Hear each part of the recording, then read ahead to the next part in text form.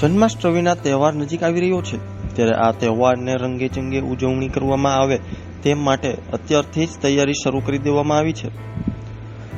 રાજકોટ અત્યારથી જ ભગવાન શ્રી કૃષ્ણની ભક્તિમાં રંગમાં રંગાઈ ગયું છે.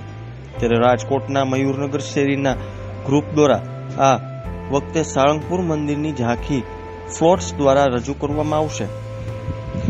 રાજકોટમાં રાજમોતી મહેલ પાસે આવેલી મયુરનગર શેરી નંબર 1માં અમે સાળંગપુરનું હનુમાનજીનું મંદિર બનાવવામાં આવ્યું છે. જન્માષ્ટમીના તહેવાર નિમિત્તે આ ડેકોરેશન કરવામાં આવ્યું છે. સાળંગપુરનું જે મંદિર, ત્યાંનું ભોજનાલય, આજુબાજુની ધર્મશાળા અને હનુમાનજીની મૂર્તિ સાથે બાગ બગીચા સહિતની વસ્તુઓના દર્શન કરવામાં આવશે. આપણો ધર્મ અને આપણી સંસ્કૃતિને જાળવી રાખવા માટે આ પ્રોજેક્ટ હાથ ધરવામાં આવ્યો છે. અમે છેલ્લા 25 વર્ષથી આ રીતે જન્માષ્ટમીનો તહેવાર ઉજવીએ છીએ. મયુરનગરમાં રહેતા 25 જેટલા યુવાનો સાથે મળીને આ પ્રોજેક્ટ પર કામ કરી રહ્યા છે.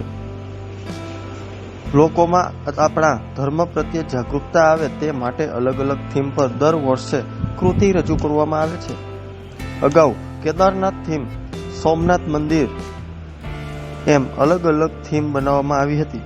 ત્યારે આ વર્ષે સાળંગપુર હનુમાનજી દાદાનું મંદિર મયુરનગરમાં બનાવવામાં આવશે.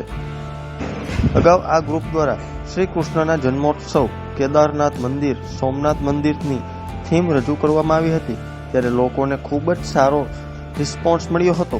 આ વર્ષે સાળંગપુર મંદિર થીમ ઊભી કરવામાં આવી છે, જે લોકોમાં આકર્ષણનું કેન્દ્ર બન્યું છે. ત્યારે જોવો અમારો ખાસ અહેવાલ. જન્માષ્ટમી નિમિત્તે તમામ પ્રેમી ભાઈઓને ખૂબ ખૂબ શુભેચ્છાઓ.